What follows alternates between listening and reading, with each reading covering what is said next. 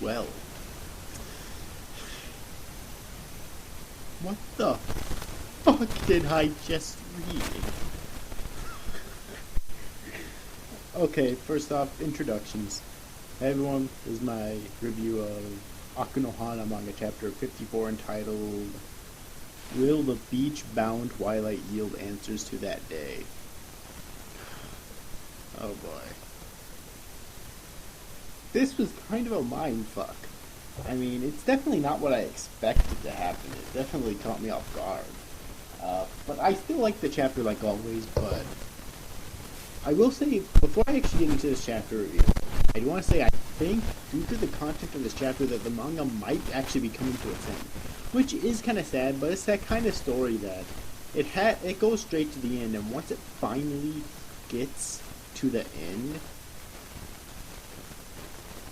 you know, it's the end, you know.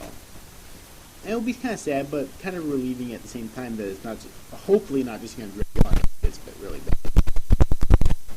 But anyways, though, this chapter, so we get Nakamura's answer to Kasuga's question at the end of the last chapter, which, you don't remember what that was, is why did you push me off the stage back then, or something like that. And Nakamura, at first she says, you know, I don't, well, she doesn't really give an answer besides this. She says, I don't remember. Yeah, she says, I don't remember. And then she walks away, you know, after learning that, which I think she kind of already assumed from the beginning, that Tokiwa and Kasuga were dating, and then she starts to walk away, and Tokiwa confronts her then, and after that, Kasuga tackles her to the ground, keeps picking her up and throwing her to the ground again, and then Nakamura punches him in the face, and the two fall to the ground, and then they pull Tokiwa into it. The fuck did I just read? Sorry, but damn. I'm looking at comments here on Manga here.